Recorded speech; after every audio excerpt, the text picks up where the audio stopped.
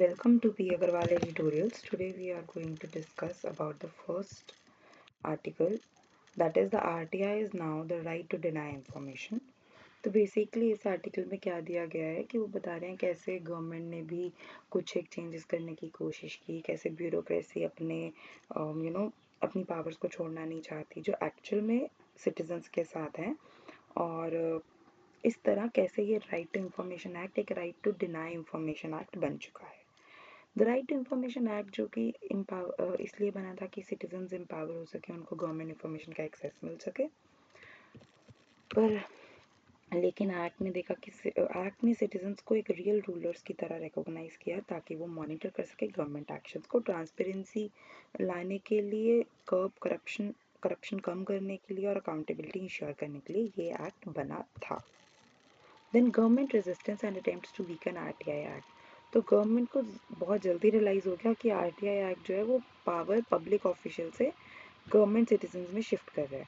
तो 1 साल से कम इम्प्लीमेंटेशन में गवर्नमेंट ने इस एक्ट को अमेंड करने की कोशिश करी, ऑल्दो नेशन वाइड प्रोटेस्ट के कारण उनको अमेंडमेंट्स वापस लेनी पड़ी। ग्रेजुअल इरोजन ऑफ आरटीआईज इफेक्टिवनेस, तो फिर इंफॉर्मेशन कमीशंस बनाई गई जो फाइनल अथॉरिटीज़ थी आरटीआई इम्प्लीमेंट करने के लिए, और रिटायर्ड ब्यूरोक्रेट्स को ही ज़्यादातर इंफॉर्मेशन कमिश्नर्स की तरह अपॉइंट कर दिया जाता था, जो कि अपनी ये पोस्ट रिटायरमेंट बेनिफिट समझते थे इस जॉब को, और साथ में लिमिटेड आवर्स के लिए काम करते थे और सिटीजन्स को एम्पावर करने के लिए रिलेक्टेंट थे, क्योंकि वो चाहते ही नहीं थे कि पावर एक्चुअल ऑनर्स की तरफ ट्रांसफ़र हो। ग्रेजुअल इरोजन ऑफ आरटीआईज इफेक्टिवनेस में हमारे पास और क्या पॉइंट है, लो डिस्पोजल रेट्स। तो हाई कोर्ट अगर जजेस देखें तो वो ऑलमोस्ट 2500 केसेस पर ईयर निकाल देते हैं, पर इंफॉर्मेशन कमिश्नर उससे भी कम निकालते हैं, डिस्पाइट कि आरटीआई के केसेस जो हैं वो लेस कॉम्प्लेक्स होते हैं। रिजल्ट क्या है, बैकलॉग्स बढ़ते जा रहे हैं। आरटीआई एक्ट जो है वो एक राइट टू हिस्ट्री एक्ट बनने की उसमें आ गया है, जहाँ पे इंफॉर्मेशन ईयर्स तक नहीं मिल रही है। Penal provision, the teeth of the act was rarely enforced. Then judicial setbacks की court judgments that weaken the RTI. तो सुप्रीम कोर्ट की जो रूलिंग थी CBSE versus Aditya Bandopadhyay 2011 case में, वो क्या था कि सुप्रीम कोर्ट ने अप्रोच टुवर्ड्स आरटीआई चेंज किया, ये कह के कि जो डिमांड फॉर इंफॉर्मेशन है वो इनडिस्क्रिमिनेट या इम्प्रैक्टिकल नहीं होनी चाहिए। आरटीआई को किसी भी नेशनल डेवलपमेंट या एडमिनिस्ट्रेशन को हिंडर करने के लिए मिसयूज़ नहीं किया जाना चाहिए। इम्पैक्ट क्या था, कि आरटीआई यूज़र्स को वो कर दिया कि वो ट्रबल मेकर्स की तरह काम कर रहे हैं, कि वो लोगों को दुखी कर रहे हैं इंफॉर्मेशन मांग के। फिर पब्लिक ऑफिशियल्स को एक एक्सक्यूज़ दे दिया इंफॉर्मेशन डिनाई करने का, बाय कॉलिंग की जो रिक्वेस्ट है वो तो अननेसेसरी है, बिना बात के ही किसी ने पूछ लिया है। इट्स नो डाउट कि हाँ कुछ अननेसेसरी भी होती होंगी, पर लेकिन डूइंग इट ऑलवेज इज हमेशा हम ये चीज़ नहीं कह सकते हैं। नेक्स्ट इज जुडिशियल सेटबैक्स में नेक्स्ट हमारे पास एक और केस आता है, Girish Ramchandra Deshpande case, the right to deny information. तो इसमें आरटीआई जो एप्लीकेंट है उसने डिटेल्स रिक्वेस्ट करी एक पब्लिक सर्वेंट की, रिकॉर्ड्स की, जैसे उसके क्या भी मेमोरेंडम्स, जो भी पनिशमेंट्स, एसेट्स, जो भी सब उसका एक पब्लिक ऑफिशियल के रिलेटेड कम्प्लीटली मांगा। तो कोर्ट ने ये कह के डिनाई कर दिया, साइटिंग सेक्शन 8(1)(j कि इंफॉर्मेशन जो है वो पर्सनल है, इग्नोरिंग कि वो पब्लिक इंटरेस्ट में है या नहीं, पर वो पर्सनल है। की प्रॉब्लम क्या थी कि कोर्ट ने अप्लाई नहीं किया test mention in the RTI act कि अगर इंफॉर्मेशन उसमें लिखा गया है आरटीआई एक्ट में कि अगर इंफॉर्मेशन पार्लियामेंट को डिनाई कर सकते हैं तभी पब्लिक को डिनाई कर सकते हैं, तो ये चीज़ अप्लाई नहीं करी गई यहाँ पे। रिजल्ट क्या था कि जजमेंट जो वो है एक प्रेसिडेंट बन गया आगे आने वाले केसेस के लिए, जिससे आरटीआई जो एक्ट है वो वीकन हो गया और right to deny information act की तरफ माइंडसेट करता गया, क्योंकि हर एक इंफॉर्मेशन किसी ना किसी इंसान के साथ तो रिलेटेड हो ही सकती है ना। तो हर एक इंफॉर्मेशन को पर्सनल का नाम दे के, अननेसेसरी का नाम दे के आरटीआई एक्ट को वीकन करा गया कि बस बताना ही ना पड़े कि क्या चल रहा है अंदर। Digital Personal Data Protection Act also took cues from this ruling to amend RTI Act. Next, consequences of the judicial interpretations। तो क्या हुआ कि पब्लिक इंटरेस्ट को इग्नोर किया जाने लगा इंफॉर्मेशन डिनाई करते वक्त। ओरिजिनल जो इंटेंशन था पार्लियामेंट का वो थी ट्रांसपेरेंसी और अकाउंटेबिलिटी, वो तो चलो हो ही नहीं रहे थे। आरटीआई यूजर्स को डिनाई कर दिया गया क्रिटिकल इंफॉर्मेशन का, affecting democracy and governance. A call to action for citizens and media. तो ओरिजिनल स्पिरिट लाने के लिए आरटीआई एक्ट की सिटीजन्स और मीडिया को एक साथ काम करना पड़ेगा ताकि आरटीआई एक्ट के अगेंस्ट जो भी डिस्टॉर्शन है उन्हें डिफेंड किया जा सके. Proper appointments of information commissioners with transparency records, ensure accountability bye pushing back against unjust denials. तो बेसिकली हमें अपना फंडामेंटल राइट अंडर आर्टिकल 19(1) को प्रोटेक्ट करना है, freedom of speech and expression. Then next is the conclusion, same things are written here. Then fencing out interfaith relationships in the new India. तो इस article में क्या दे रखा है कि यूसीसी ने जैसे हमने देखा यूसीसी उत्तराखंड में अभी इम्प्लीमेंट हुआ तो उसमें ऑफिशियल का क्लेम था कि ये gender justice uniformity streamline administration के लिए है, पर रियलिटी क्या निकली, साथ में एंटी कन्वर्जन लॉज को कोऑर्डिनेट करके अगर देखा जाए तो ये इंटरफेथ रिलेशनशिप्स को टारगेट कर रहा है, ऐसा ऑथर का कहना है. Existing challenges to interfaith relationship, तो सोशल बैरियर्स. तो 2014 के सर्वे में देखा गया कि लेस देन 10%, और ये 70,000 लोगों का सर्वे था ऑलमोस्ट, उसमें लेस देन 10% जो अर्बन इंडियंस हैं उनकी जो फैमिली थी उनमें से कोई ना कोई एक मेंबर जैसे आउट मतलब अदर कास्ट में मैरिड है. फिर 5%, सिर्फ 5% ऐसे थे जो इंटरफेथ में भी मैरिड है. Existing challenges to interfaith relationships, legal barriers. तो स्पेशल मैरिज एक्ट 1954 उसको एक 30 डे का नोटिस देना पड़ता है सब्जेक्टिंग कपल्स टू स्क्रूटनी. फिर एंटी कन्वर्जन लॉज जैसे कि यूपी उत्तराखंड और राजस्थान में है वो ब्यूरोक्रेटिक हर्डल्स को ऐड कर देते हैं जैसे कि मैंडेटरी डिक्लेरेशंस, मजिस्ट्रेट अप्रूवल्स. तो रिजल्ट क्या रहता है कि ये लॉज एम्बोल्डन करते हैं विजिलेंट ग्रुप्स को या रिलीजियस कन्वर्जन फॉर मैरिज को फिर क्रिमिनलाइज करने की और देखा जाता है.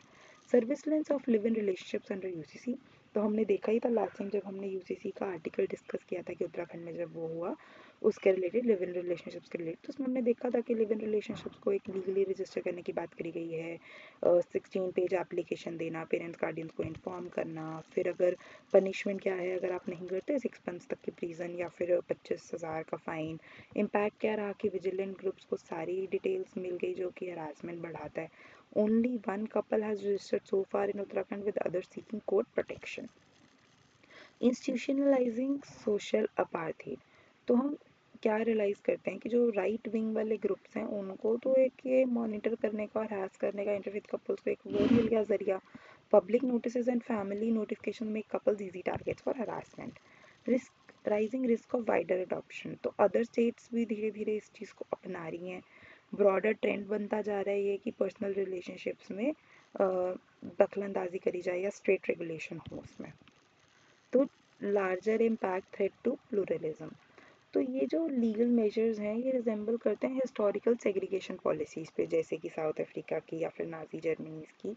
तो रिजल्ट यही है कि ये इंस्टीट्यूशनल सेग्रीगेशन से क्या होगा कि इंटरफेथ इंटरेक्शंस कम होंगी, इंडिया की प्लूरलिस्टिक सोसाइटी वीकन होगी. की कंसर्न यही है कि जो लव एंड फेथ हैं ये डीपली पर्सनल चीज़ें हैं, इनको स्टेट इंटरफेरेंस नहीं होनी चाहिए इनमें. कंक्लूजन, बेसिकली सेम चीज़ को ही हमने एक क्रक्स में लिख दिया है कि कैसे यूसीसी एंटी कन्वर्जन लॉज के साथ पेयर होके विजिलेंट ग्रुप्स को थोड़ा वो कर रहा है, मतलब पावर दे रहा है और पर्सनल लिबर्टी को हार्म कर रहा है. Next is UGC's mandate to elevate not strangulate. तो यूजीसी का state versus UGC on vice chancellor appointments, हम देखा था वाइस चांसलर के अपॉइंटमेंट्स में कुछ रेगुलेशन थी यूजीसी ने जो कि वो ग्लोबल स्टैंडर्ड्स के अकॉर्डिंग सेट करना चाह रहा था. तो इसमें केरला और तमिलनाडु ने काफ़ी अपोज किया है इस चीज़ को. तो वो आर्ग्यू करते हैं कि जो इलेक्टेड गवर्नमेंट्स हैं ना कि गवर्नर्स, उनके पास फाइनल से होना चाहिए as they fund and establish the universities. तो इनोवेशन एंड वीसी एलिजिबिलिटी. तो यूजीसी ने अभी गाइडलाइन जो अमेंड करी उसमें क्या था कि वीसीसी को ज़रूरी मतलब जो वीसीज हैं वो ज़रूरी प्रोफेशनल अकेडमिक्स ही नहीं होने चाहिए, वो कोई दूसरे उसमें भी जो अच्छा करें किसी और डोमेन में अच्छा कर रहे हैं वो हो सकते हैं. तो एलिजिबिलिटी डिस्टिंग्विश इंडिविजुअल्स की तरफ एक्सटेंड करता है इंक्लूडिंग इंडस्ट्री. तो ग्लोबल प्रैक्टिसेस भी इनको सपोर्ट करते हैं. यूएस में हमने देखा एक सेक्रेटरीज ज़्यादा स्टेट की यूनिवर्सिटी फैकल्टी को ज्वाइन करते हैं. ऑक्सफोर्ड और कैम्ब्रिज में एक्स पार्लियामेंटेरियंस, राइटर्स, जर्नलिस्ट. फिर इंडिया में भी जी पार्थसारथी को एक जो कि कैरियर अकेडमिक नहीं थे उनको जेएनयू का फर्स्ट वीसी बनाया गया था.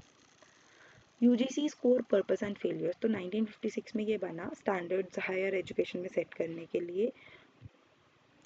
इसने फोकस किया यूनिफॉर्म लॉज पे without elevating universities to global standards. And quality concerns क्या रेज करते हैं कि जो सुप्रीम कोर्ट जजेस हैं उन्होंने क्रिटिसाइज़ किया स्टैंडर्ड ऑफ यंग लॉयर्स. फिर टाटा ग्रुप लीडर्स ने पुअर क्वालिटी ऑफ इंजीनियर्स को बोला. research quality including PhDs remain a concern. Over regulation and micro management, तो यूजीसी ओवर रेगुलेट यूनिवर्सिटी करता है बाय अटेंडेंस रूल्स, फिर regulation of faculty time and examination procedure, या फिर centralise करना control of curriculum decisions. तो इन सब control से फैकल्टी ऑटोनॉमी, परफॉर्मेंस, ये सब लिमिट होती है, इनोवेशन लिमिट होती है। हमें, जैसे हम कल भी डिस्कस कर रहे थे, कि हमें इनोवेशन पे फोकस करना चाहिए रादर दैन जस्ट लेबर। चलो थोड़ा डिफरेंट सिनारियो था। तो इसमें भी देखा जाए तो एक सेट प्रोसीजर ही हो गया ना, इनोवेशन का मौका ही नहीं है। Comparison to colonial era service lines restricting institutional freedom, decline of Indian universities despite growth. तो अभी इंडिया का पर कैपिटा इनकम बढ़ रहा है, बट लेकिन हम ये देख रहे हैं कि हमारी जो मतलब स्टडीज़ हैं वो इतनी ज़्यादा अच्छी ग्रो नहीं कर रही हैं, यूनिवर्सिटीज़ इतनी अच्छी ग्रो नहीं कर रही हैं जो हम देख रहे हैं। नेक्स्ट हम अगर देख रहे हैं तो यहाँ पे क्या है, global perspective on knowledge production. तो जो नॉलेज क्रिएशन है ग्लोबली, यूनिवर्सिटीज़ की कंट्रीब्यूटर्स हैं उसमें। जैसे चाइना का डीप सी के आई देख लें, इंडिया का, इंडिया में ग्लोबल अचीवमेंट्स का एब्सेंस है फ्रॉम हायर एजुकेशन, क्योंकि हायर एजुकेशन में गवर्नेंस बहुत ज़्यादा वो करते हैं, तो इससे हायर एजुकेशन में जो सिस्टमिक फेलियर्स आ रहे हैं गवर्नेंस में वो हाईलाइट होते हैं। कॉल फॉर रिफॉर्म, तो यूजीसी को फोकस करना चाहिए एजुकेशनल क्वालिटी इंप्रूव करने पे rather than micro management, reducing compliance burdens and empowering faculty for innovation. Conclusion is given some points कि हमें यूजीसी के रोल को एक एलिवेट करने की और से देखना चाहिए, ना कि स्ट्रैंगुलेट करने के लिए। Not business as usual pharmaceuticals of south, तो इसमें ये ज़्यादा बड़ा आर्टिकल नहीं था, इसमें छोटी सी चीज़ ये बताई गई थी कि ग्लोबल साउथ की जो फार्मेसी है, नहीं तो उसका स्टेटस काफ़ी अच्छा है, उसकी पर स्टेटस स्क्रूटनी के अंडर है, क्योंकि रिसेंट फार्मास्यूटिकल कंट्रोवर्सीज हुई, जैसे कि कुछ एक सीरीज ऑफ इंसिडेंट्स हुए, कफ सिरप जो इंडियन फर्म्स ने बनाए थे उससे काफ़ी डेथ्स हो गई हैं इन जगह पे, और फिर आई ड्रॉप जो बनी थी उसमें भी डेथ्स के केसेस, ब्लाइंडनेस के केसेस आए हैं।